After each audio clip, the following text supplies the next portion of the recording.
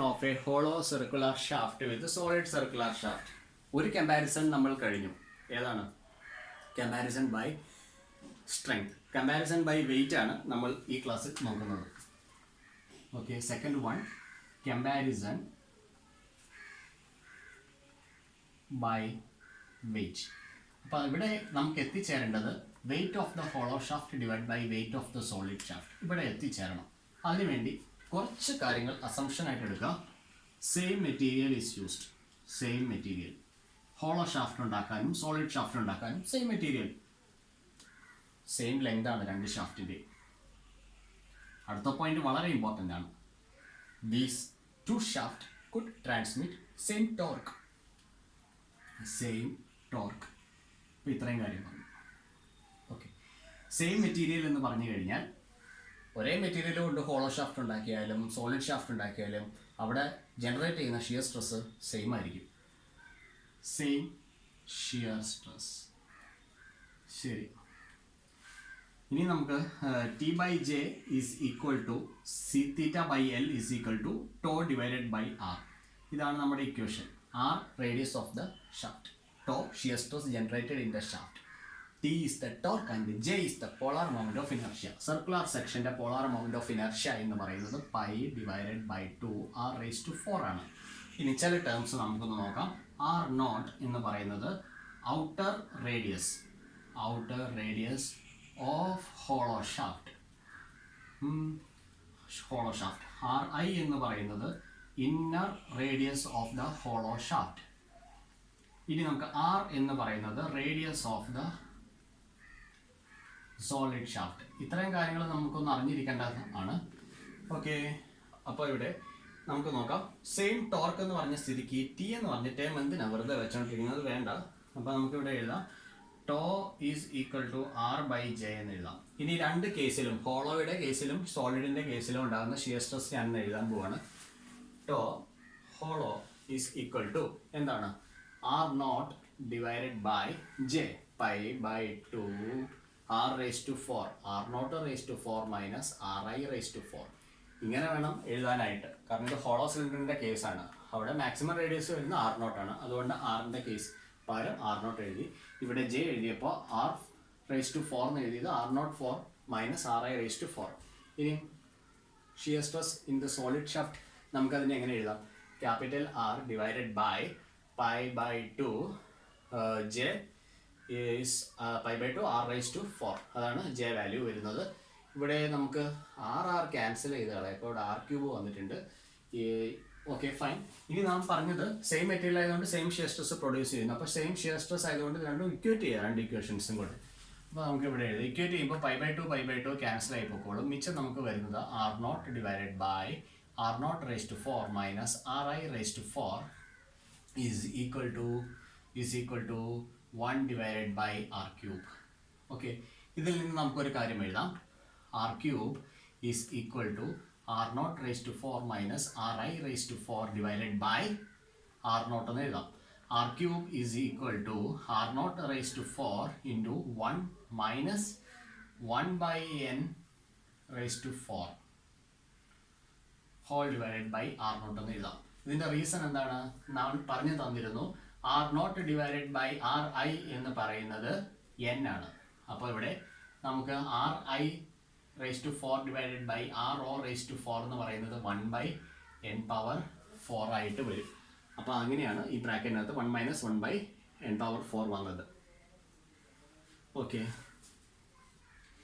ഇനി നമുക്ക് ചെയ്യാൻ പറ്റുന്നത് ഇവിടെ ഒരു ചെറിയ ക്യാൻസലേഷൻ പോസിബിൾ ആണ്. ആർ നോട്ട് ക്യൂബ് എന്ന് വരുന്നുണ്ട്.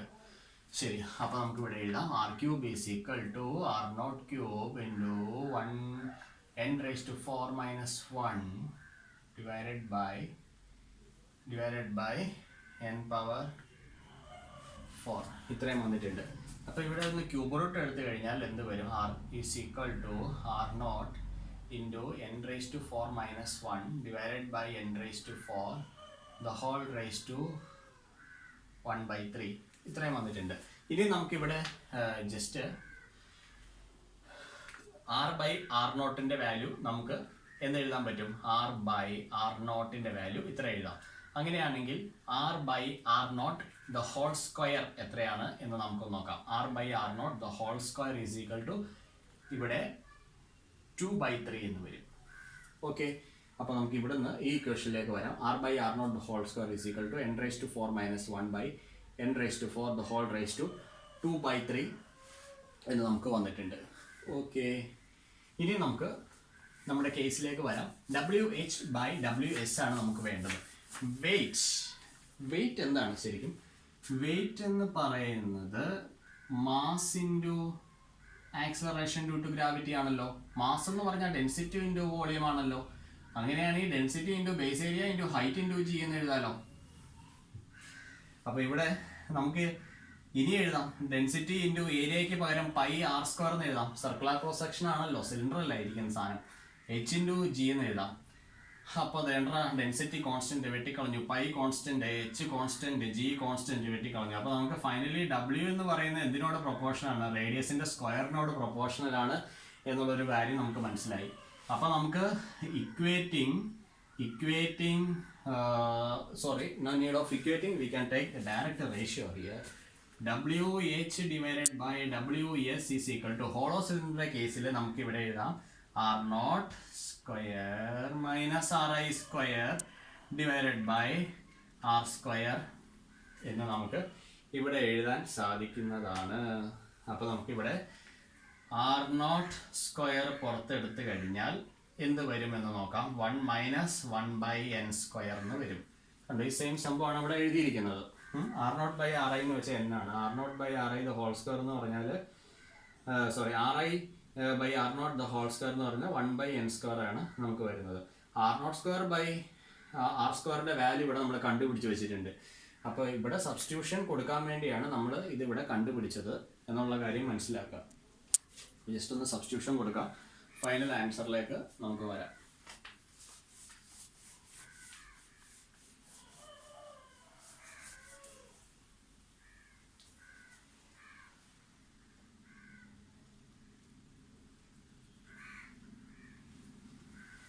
ഓക്കെ, സബ്സ്റ്റിറ്റ്യൂഷൻ കൊടുക്കുകയാണ്.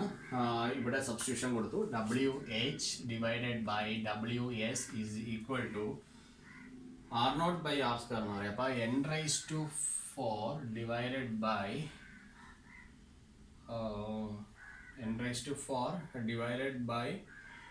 n⁴ minus 1 the whole raised to 2/3 അതെയല്ലോ. Okay, the whole raised to 2/3 into ഇവിടെ LCM എടുത്താൽ n² minus 1/n² എന്ന് വരും. n² minus 1 divided by n² എന്ന് വരും. അപ്പോൾ നമുക്ക് ഒരു കാര്യം അറിയാം, ഒന്നും കൂടെ അറേഞ്ച് ചെയ്തിട്ട് പറയാം. n⁴ by n⁴ minus 1 ഇവിടെ നമുക്ക് 2/3 എന്ന് എഴുതാം. Into n² minus 1 into n⁻² എന്ന് എഴുതാം. ഈ n ന്യൂമറേറ്ററിലേക്ക് ഞാൻ തട്ടിവിട്ടു. Okay, a⁻m into a⁻n is equal to a⁻m+n.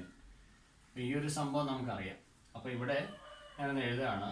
n⁻�8/3 4 × 2 8 ആണ്. 8/3 into n⁻² into n² minus 1 the whole divided by n⁻⁴ minus 1 the whole raised to 2/3 എന്ന് എഴുതാമല്ലോ. എഴുതാം. ഓക്കെ, അപ്പോൾ ഇത് ഈ ഫോർമുല അനുസരിച്ച് 8/3 - 2 8/3 - 2 എന്ന് പറയുമ്പോൾ 8 - 6/3 അത് 2/3 എന്ന് വരും. അപ്പോൾ നമുക്ക് ഇവിടെ എഴുതാം that is equal to n⁻² into n² minus 1 the whole divided by n⁻⁴ minus 1 the whole raised to 2/3. അപ്പം ഇതാണ് നമുക്ക് WH divided by WS നമുക്ക് വരിക. ഇതാണ് final equation. Okay, fine, thank you.